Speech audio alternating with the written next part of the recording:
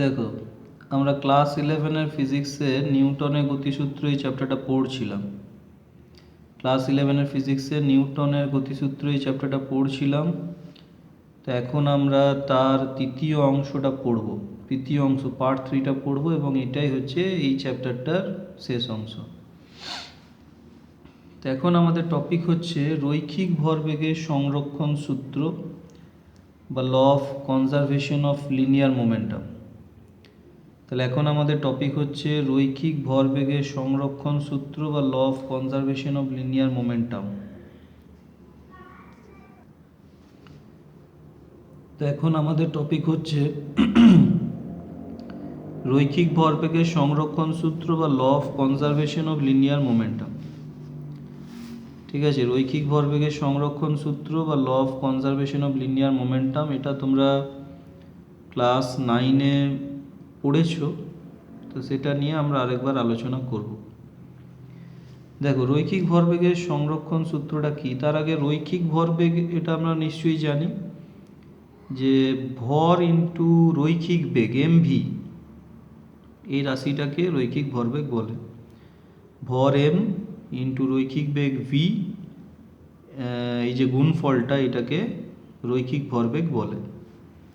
তো রৈখিক ভরবেগের সংরক্ষণ সূত্রটা কি জিনিস না, কোনো বস্তু সমষ্টির ওপর কোনো বাহ্যিক বল প্রযুক্ত না হলে, অর্থাৎ কোনো বাইরে থেকে যদি কোনো বস্তু সমষ্টির ওপর বাইরে থেকে যদি কোনো বল প্রয়োগ না করা হয়, তাহলে কোনো সংঘর্ষ বা কোনো ক্রিয়া প্রতিক্রিয়া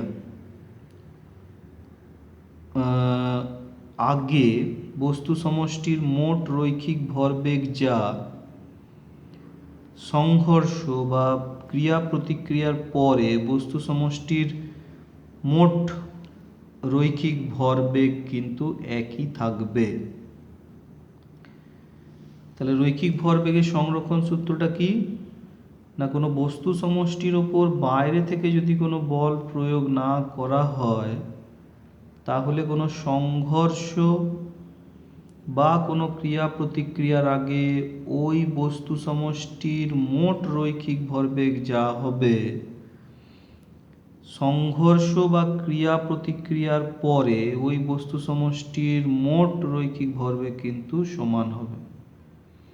ঠিক আছে, সংঘর্ষ বা ক্রিয়া প্রতিক্রিয়ার আগে বস্তু সমষ্টির মোট রৈখিক ভরবেগ যা হবে, সংঘর্ষ বা ক্রিয়া প্রতিক্রিয়ার পরেও বস্তু সমষ্টির মোট রৈখিক ভরবেগ সংরক্ষিত হবে বা অপরিবর্তিত থাকবে। এটাই হচ্ছে রৈখিক ভরবেগের সংরক্ষণ সূত্রর বিবৃতি। তো এটার আলোচনা আমরা একটু পরে দিচ্ছি, উদাহরণ আমরা একটু পরে দিচ্ছি। তার আগে রৈখিক ভরবেগের সংরক্ষণ সূত্রর গাণিতিক রূপটা আমরা একটু দেখে নিই। ধরো এখানে m1 আর m2 ভরের দুটো বস্তু আমরা নিলাম। ঠিক আছে, m1 আর m2 ভরের দুটো বস্তু আমরা নিলাম। তো তাদের মধ্যে সংঘর্ষ হবে। তো সংঘর্ষের পূর্বে m1 ভরের বস্তুটি u1 বেগ নিয়ে ছুটছে, সংঘর্ষের পূর্বে m2 ভরের বস্তুটি u2 বেগ নিয়ে ছুটছে। সংঘর্ষ হতে গেলে অবশ্যই u1 গ্রেটার দেন u2 হতে হবে, অর্থাৎ পিছনের বস্তুটাকে বেশি জোরে আসতে হবে, তবেই সেটা সামনের বস্তুটাকে ধাক্কা মারতে পারবে। অর্থাৎ সংঘর্ষের পূর্বে u1 গ্রেটার দেন হবে u2। এবার দুটো বস্তুর মধ্যে সংঘর্ষ হলো। তো সংঘর্ষের সময় m1 m2-র ওপর F বল প্রয়োগ করলো, আর m2 m1-এর ওপর একটা সমান ও বিপরীতমুখী বল F ড্যাশ প্রয়োগ করবে। অর্থাৎ Fটা যদি ক্রিয়া হয়, F ড্যাশটা সেক্ষেত্রে প্রতিক্রিয়া হবে। এটাই হচ্ছে নিউটনের তৃতীয় গতিসূত্র, আমরা জানি। এবার সংঘর্ষের পর m1 ভরের বস্তুটা আবার v1 বেগ নিয়ে ছুটতে থাকবে, আর m2 ভরের বস্তুটা v2 বেগ নিয়ে ছুটতে থাকবে, তখন কিন্তু m1 এর বেগ v1টা m2 এর বেগ v2 অপেক্ষা কিন্তু তখন কমে যাবে। সংঘর্ষের পূর্বে m1 এর বেগ u1 m2 এর বেগ u2 থেকে বেশি ছিল, আর সংঘর্ষের পরে কিন্তু m1 এর বেগ v1 এটা m2 এর বেগ v2 থেকে কিন্তু কমে যাবে, কারণ এক্ষেত্রে শক্তিটার হস্তান্তর হবে। অর্থাৎ আগে m1 এর গতিশক্তি বেশি ছিল, m2 এর গতিশক্তি কম ছিল, সংঘর্ষের পর m1 এর গতিশক্তি কমে যাবে, m2 এর গতিশক্তিটা বেড়ে যাবে। ঠিক আছে, তাহলে যেটা বললাম যে আমরা এখন রৈখিক ভরবেগের যে সংরক্ষণ সূত্র তার গাণিতিক রূপটা কি হবে সেটা দেখব। তো আমরা এখানে তাহলে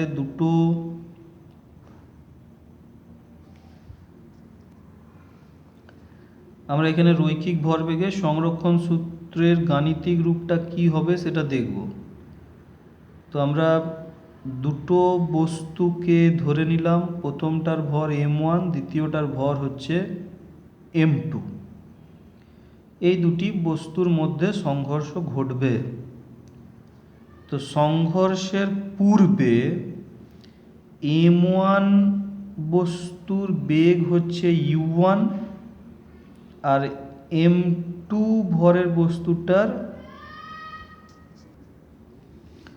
তো সংঘর্ষের পূর্বে m1 ভরের বস্তুটার বেগ হচ্ছে u1, সংঘর্ষের পূর্বে m1 ভরের বস্তুটার বেগ হচ্ছে u1, আর m2 ভরের বস্তুটার বেগ হচ্ছে u2।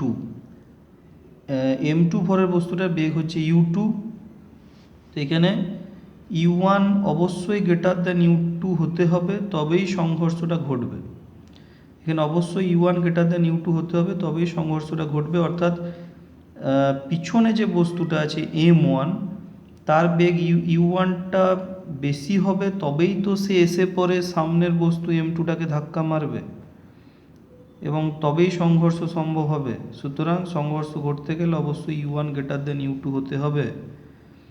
এবারে m1 আর m2-র মধ্যে সংঘর্ষ ঘটছে, সংঘর্ষের সময় m1 m2-র ওপর F বল প্রয়োগ করবে, m2 ও m1 এর ওপর নিউটনের তৃতীয় গতিসূত্রানুযায়ী সমান ও বিপরীতমুখী বল F ড্যাশ প্রয়োগ করবে।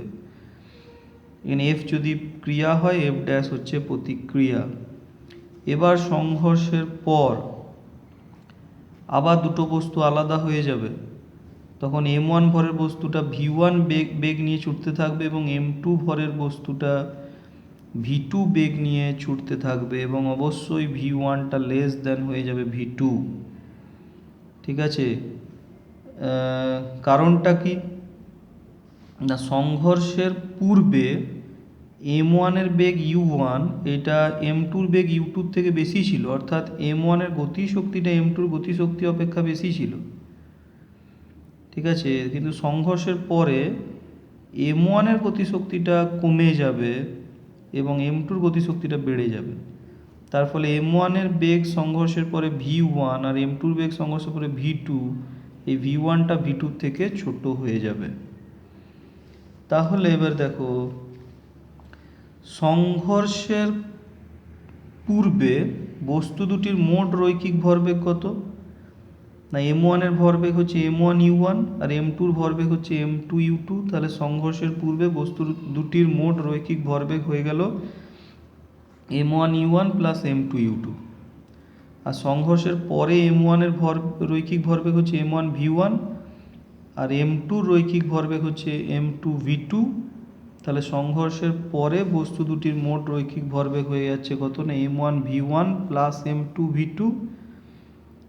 তাহলে এই দুটো কি হবে না, সমান হবে। রৈখিক ভরবেগের সংরক্ষণ সূত্র অনুযায়ী এই দুটো সমান হবে, অর্থাৎ m1 u1 plus m2 u2 equals to হবে m1 v1 plus m2 v2। এটাই হচ্ছে রৈখিক ভরবেগের সংরক্ষণ সূত্রের গাণিতিক রূপ। ঠিক আছে, তাহলে সংঘর্ষের পূর্বে m1 এর রৈখিক ভরবেগ m1 u1, আর m2 রৈখিক ভরবেগ m2 u2, আর সংঘর্ষের পূর্বে বস্তু দুটির মোট রৈখিক ভরবেগ হচ্ছে m1 u1 plus m2 u2। ঠিক আছে, আর সংঘর্ষের পরে m1 এর রৈখিক ভরবেগ m1 v1, আর m2 রৈখিক ভরবেগ হচ্ছে m2 v2। তাহলে সংঘর্ষের পরে বস্তু দুটির মোট রৈখিক ভরবেগ হয়ে যাচ্ছে m1v1 প্লাস m2v2।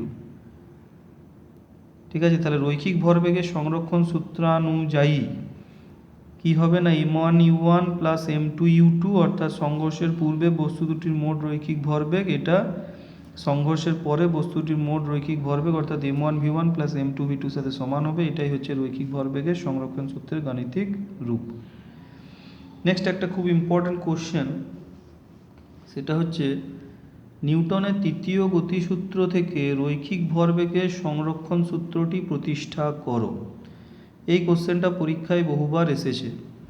নিউটনের তৃতীয় গতিসূত্র থেকে রৈখিক ভরবেগের সংরক্ষণ সূত্রটি প্রতিষ্ঠা করো, মানে এই ফর্মুলাটা আমাদেরকে নিয়ে আসতে হবে, এই ইকুয়েশনটা নিয়ে আসতে হবে নিউটনের তৃতীয় গতিসূত্র থেকে।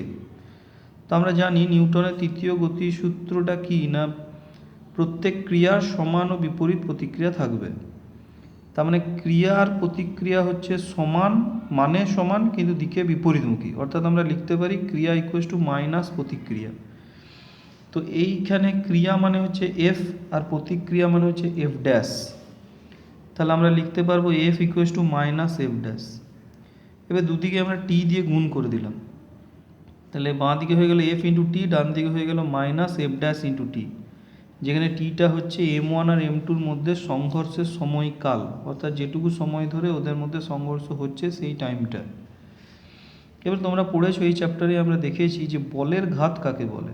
বলের ঘাত হচ্ছে এফ ইন্টু টি, এই রাশিটাকে বলে। বলের ঘাত হচ্ছে এফ ইন্টু টি, এই রাশিটাকে বলে, এবং এটা ভরবেগের পরিবর্তনের সাথে সমান হয়। অর্থাৎ বলের ঘাত equals to F into T, এটা হয়ে গেল, এটা ইকুয়ালস টু হচ্ছে ভরবেগের পরিবর্তন, অর্থাৎ mv মাইনাস mu এর সাথে সমান হয়। এবার দেখো এফ বলটা কার উপর প্রযুক্ত হচ্ছে, m2-র ওপর। এফ বলটা প্রয়োগ হচ্ছে m2-র ওপর। তাহলে এফ টিটা কার বলের ঘাত হবে না, m2 বস্তুর ক্ষেত্রে বলের ঘাতের সাথে সমান হবে। এফ বলটা যেহেতু m2-র উপর প্রযুক্ত হচ্ছে, তাহলে এফ ইন্টু টি এটা m2 বস্তুর ক্ষেত্রে বলের ঘাতের সাথে সমান হবে। ঠিক আছে, আর এফ ড্যাশ বলটা m1-এর উপর প্রযুক্ত হচ্ছে, এফ ড্যাশ বলটা m1-এর উপর প্রযুক্ত হচ্ছে, তাহলে এফ ড্যাশ ইন্টু টি এটা যেহেতু m1-এর উপর প্রযুক্ত হচ্ছে এফ ড্যাশটা, তাহলে এফ ড্যাশ ইন্টু টি এটা m1 বস্তুর ক্ষেত্রে বলের ঘাতের সাথে সমান হবে। এটা m1 বস্তুর ক্ষেত্রে বলের ঘাতের সাথে সমান হবে। ঠিক আছে, এবারে আমরা দেখলাম যে বলের ঘাত এটা ভরবেগের পরিবর্তন mv মাইনাস mu এর সাথে সমান হয়। তাহলে ftটা হচ্ছে m2 বস্তুর ক্ষেত্রে বলের ঘাত। তাহলে সংঘর্ষের পরে m2-র রৈখিক ভরবেগ কত, m2v2, আর সংঘর্ষের আগে m2-র রৈখিক ভরবেগ কত ছিল, m2u2। তাহলে ভরবেগের পরিবর্তনটা m2-র ক্ষেত্রে কি হবে না, m2v2 মাইনাস m2u2, তারপর মাইনাস সাইনটা যেমন আছে রইল। এবার হচ্ছে m1 বস্তুর ক্ষেত্রে বলের ঘাত। সংঘর্ষের পরে m1-এর বেগ হচ্ছে v1, তাহলে রৈখিক ভরবেগ হবে m1 v1, আর সংঘর্ষের আগে m1-এর বেগ হচ্ছে u1, তাহলে রৈখিক ভরবেগ হবে m1 u1। তাহলে এফ ড্যাশ টি এটা হচ্ছে বলের ঘাত, এটা তাহলে ভরবেগের পরিবর্তনের সাথে সমান m1 বস্তুর ক্ষেত্রে। তাহলে মাইনাসটা রেখে ফার্স্ট ব্র্যাকেটের ভেতরে m1 বস্তুর ভরবেগের পরিবর্তন হচ্ছে কত না m1 v1 minus m1 u1। বাঁ দিকটা যেমন আছে রইল, ডান দিকে আমরা মাইনাসটা দিয়ে গুণ করে দিলাম, মাইনাস m1 v1 মাইনাস আছে প্লাস m1 u1। এবারে m1 v1টাকে বাঁ দিকে নিয়ে চলে এলাম, তাহলে বাঁ দিকে আমরা পেয়ে যাব m2 v2 plus m1 v1, আর m2 u2টাকে ডান দিকে নিয়ে চলে যাব, তাহলে ডান দিকে আমরা পেয়ে যাব, এটা মাইনাস ছিল বাঁ দিকে, তাহলে ডান দিকে চলে গেলে m2 u2 plus m1 u1 হয়ে গেল। তাহলে এটাকে সাজালে আমরা পেয়ে যাব m1 u1 plus m2 u2 equals to হয়ে যাচ্ছে m1 v1 plus m2 v2। এটাই হচ্ছে রৈখিক ভরবেগের সংরক্ষণ সূত্রের গাণিতিক রূপ, যেটা আমরা নিউটনের তৃতীয় গতিসূত্র থেকে প্রতিষ্ঠা করতে পারলাম। তাহলে এটা আমি আরেকবার রিপিট করে দিচ্ছি, নিউটনের তৃতীয় গতিসূত্র থেকে কিভাবে আমরা রৈখিক ভরবেগের সংরক্ষণ সূত্র, অর্থাৎ এই সমীকরণটা আমাদেরকে প্রতিষ্ঠা করতে হবে। নিউটনের তৃতীয় গতিসূত্রানুযায়ী ক্রিয়ার প্রতিক্রিয়া হচ্ছে সমান ও বিপরীতমুখী। তাহলে ক্রিয়া ইকুয়ালস টু মাইনাস প্রতিক্রিয়া, এখানে ক্রিয়া হচ্ছে এফ বলটা, প্রতিক্রিয়া হচ্ছে এফ ড্যাশ বলটা। তাহলে এফ ইকুয়ালস টু লিখতে পারবো আমরা মাইনাস এফ ড্যাশ, দুদিকে আমরা টি দিয়ে গুণ করে দিলাম, ঠিক আছে, অর্থাৎ এফ ইন্টু টি সমান হয়ে যাবে minus F dash into T. টিটা হচ্ছে এম ওয়ান আর এম টুর মধ্যে সংঘর্ষের সময়কাল, ঠিক আছে। এবারে এই এফ ইন্টু টি আর এফ ড্যাশ ইন্টু টি এই জিনিসটা কি, এই দুটোই হচ্ছে বলের ঘাত, ঠিক আছে। আর বলের ঘাত আমরা জানি এটা ভরবেগের পরিবর্তনের সাথে সমান হয়।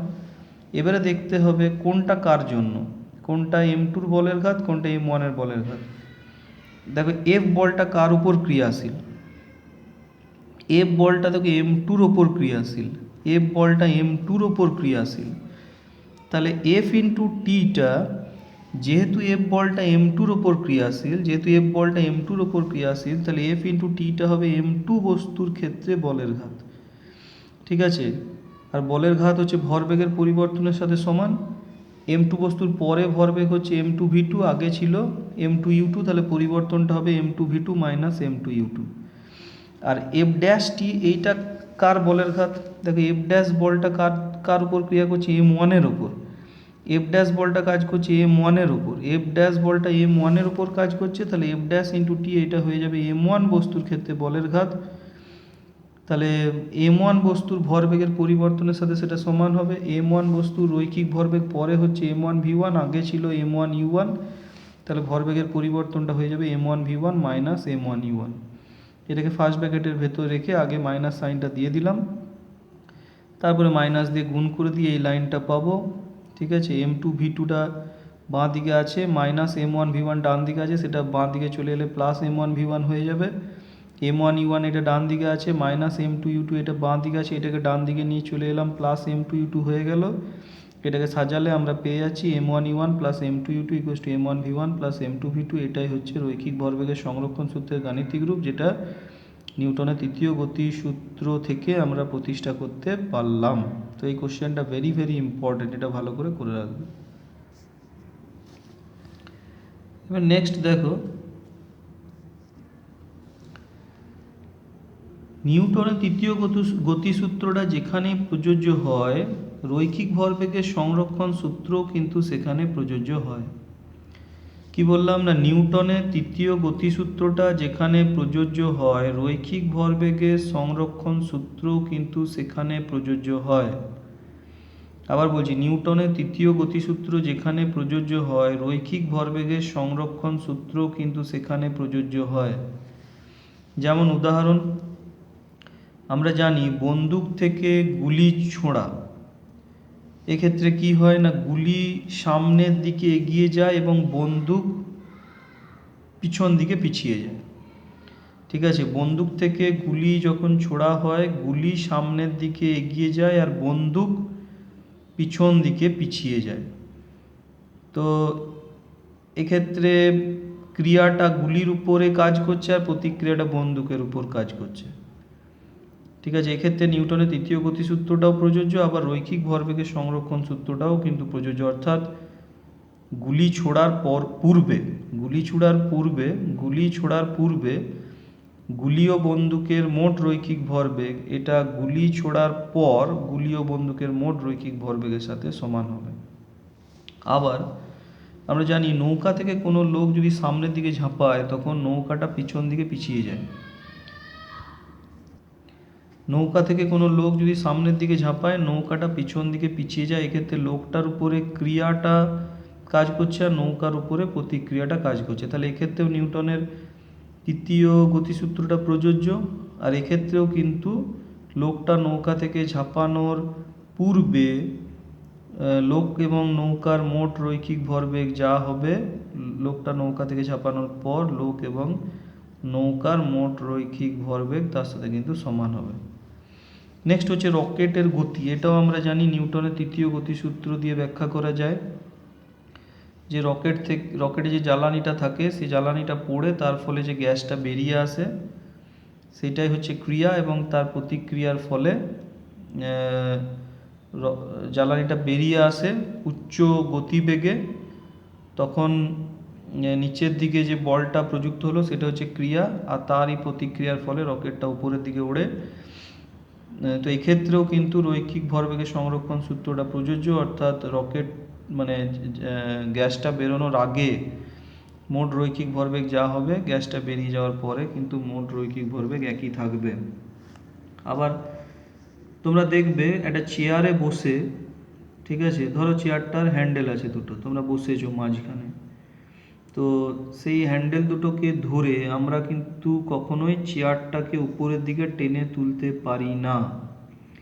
ঠিক আছে, কি বললাম, একটা চেয়ারে বসেছো, চেয়ারের দুদিকে দুটো হাতল আছে, তো চেয়ারে বসে থাকা অবস্থায়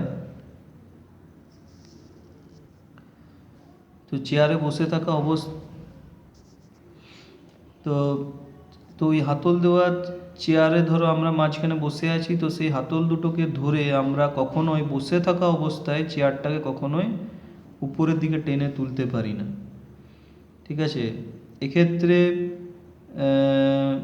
যে ব্যক্তি আর চেয়ার, ঠিক আছে, তো চেয়ারটাকে তোলার চেষ্টা করার আগে ব্যক্তি এবং চেয়ারের মোট রৈখিক ভরবেগ শূন্য থাকবে, আবার চেয়ারটাকে তুলতে চেষ্টা করার পরেও লোকটার এবং চেয়ারটার মোট রৈখিক ভরবেগ কিন্তু শূন্যই থাকবে, অর্থাৎ মোট রৈখিক ভরবেগটা এই ক্ষেত্রেও সংরক্ষিত হয়। সেই কারণেই আমরা চেয়ারে বসে চেয়ারটাকে কিন্তু উপর দিকে টেনে তুলতে পারি না। তো এবার আমরা এই যে রৈখিক ভরবেগের সংরক্ষণ সূত্র যেটা পড়লাম, তো তার থেকে একটা অঙ্ক দেখে নিই। দেখো, 4 কেজি ভর বিশিষ্ট একটি বন্দুক থেকে 500 মিটার পার সেকেন্ড বেগে 6 গ্রাম ভরের গুলি ছুঁড়লে বন্দুকটির প্রতিক্ষেপ বেগ নির্ণয় করো।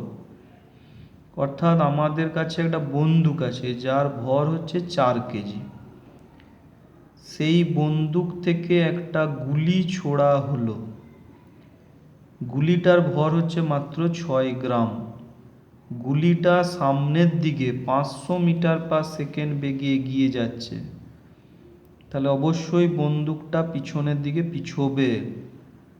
তো বন্দুকটা পিছনের দিকে কত বেগে পিছোবে ওইটাকেই বন্দুকের প্রতিক্ষেপ বেগ বলা হয়, সেটা কত সেটাই আমাদেরকে বের করতে হবে।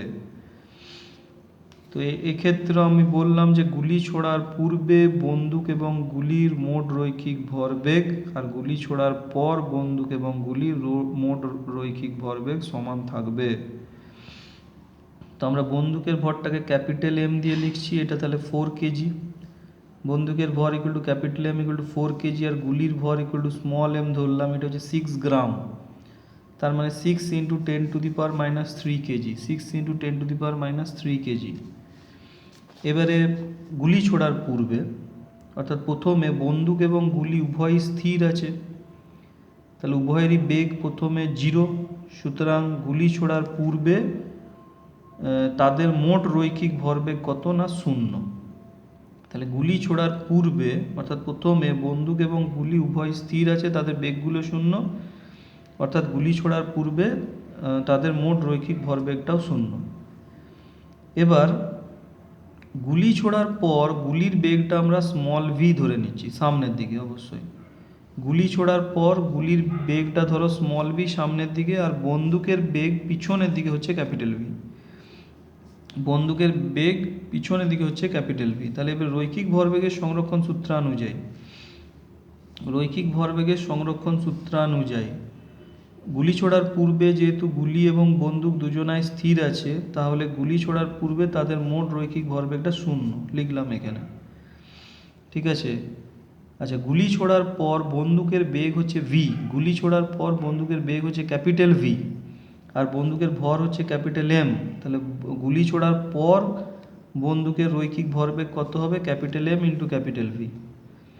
আচ্ছা, গুলি ছোড়ার পর গুলির বেগ হচ্ছে স্মল ভি, গুলি ছোড়ার পর গুলির বেগ হচ্ছে স্মল ভি আর গুলির ভর হচ্ছে স্মল এম, তাহলে গুলি ছোড়ার পর গুলির রৈখিক ভরবেগ হচ্ছে small M into small V, তাহলে 0 ইকুয়াল টু হয়ে যাবে capital M into capital V plus small M into small V রৈখিক ভরবেগের সংরক্ষণ সূত্রানুযায়ী।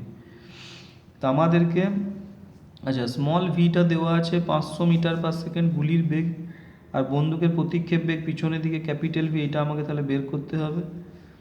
তাহলে এখান থেকে আমি দেখো capital M into capital V এটা সমান পেয়ে যাচ্ছি minus small M into small V. এবার ক্যাপিটাল ভি সমান চলে আসছে তাহলে minus small M into small V by capital M. Capital V সমান minus small M into small V by capital M. এর মানগুলো বস করবো। স্মল এম মানে হচ্ছে গুলির ভর 6 গ্রাম, মানে হচ্ছে 6 ইন্টু 10⁻³ কেজি। স্মল বি হচ্ছে গুলির বেগ সামনের দিকে কত, 500 মিটার পার সেকেন্ড, 500 বসালাম। ক্যাপিটাল এম হচ্ছে বন্দুকের ভর 4 কেজি, বস করে দিলাম 4। ক্যালকুলেশন করলাম কত আসছে, ক্যাপিটাল ভি সমান হচ্ছে -0.75, ক্যাপিটাল ভি সমান হচ্ছে -0.75, এককটা অবশ্যই মিটার পার সেকেন্ড। সুতরাং বন্দুকের প্রতিক্ষেপ বেগের মান হচ্ছে 0.75 মিটার পার সেকেন্ড। বন্দুকের প্রতিক্ষেপ বেগের মান হচ্ছে 0.75 মিটার পার সেকেন্ড। তার মানে দেখো গুলিটা সামনের দিকে 500 মিটার পার সেকেন্ড বেগে এগোচ্ছে, গুলিটা সামনের দিকে 500 মিটার পার সেকেন্ড বেগে এগোচ্ছে, সেখানে বন্দুকটা পিছন দিকে মাত্র 0.75 মিটার পার সেকেন্ড বেগে পিছিয়ে যাচ্ছে। সেখানে বন্দুকটা মাত্র 0.75 মিটার পার সেকেন্ড বেগ নিয়ে পিছন দিকে পিছিয়ে যাচ্ছে। এটা কেন হচ্ছে না, গুলি হচ্ছে অনেক হালকা, ওর ভর হচ্ছে মাত্র 6 গ্রাম, সেখানে বন্দুকের ভর হচ্ছে অনেক বেশি, ওর ভর হচ্ছে 4 কেজি। তাই রৈখিক ভরবেগের সংরক্ষণ সূত্রানুযায়ী গুলির বেগ বেশি হচ্ছে কারণ ওর ভর হচ্ছে কম, আর বন্দুকের বেগটা পিছন দিয়ে কম হচ্ছে কারণ ওর ভর হচ্ছে অনেক বেশি। আর এই মাইনাস সাইনটা কেন এসেছে ক্যাপিটাল ভিতে? মাইনাস সাইনটা কি ইন্ডিকেট করছে না, বন্দুক ও গুলির গতি হচ্ছে বিপরীতমুখী। মাইনাস সাইনটা ইন্ডিকেট করছে যে বন্দুক ও গুলির গতি হচ্ছে বিপরীতমুখী, গুলির গতি হচ্ছে সামনের দিকে, বন্দুকের গতি হচ্ছে পিছনের দিকে। তাহলে আজ এখানে আমরা নিউটনের যে গতিসূত্র যে চ্যাপ্টারটা পড়ছিলাম, ঠিক আছে, নিউটনের গতিসূত্র চ্যাপ্টার যেটা পড়ছিলাম সেখান থেকে আমরা তাহলে আজকে রৈখিক ভরবেগের সংরক্ষণ সূত্র এই টপিকটা আলোচনা করলাম। এবং এটা দিয়েই আমাদের নিউটনের গতিসূত্র চ্যাপ্টারটার এবং এটা দিয়ে আমাদের নিউটনের গতিসূত্র চ্যাপ্টারটার যে ইম্পর্টেন্ট বিষয়গুলো সেগুলোর আলোচনা এখানেই শেষ হলো। এবং এটা দিয়ে তাহলে আমাদের নিউটনের গতিসূত্র চ্যাপ্টারটির যে ইম্পর্টেন্ট যে বিষয়গুলো সেইগুলো আলোচনা এখানেই আমাদের আজকে শেষ হলো। ঠিক আছে।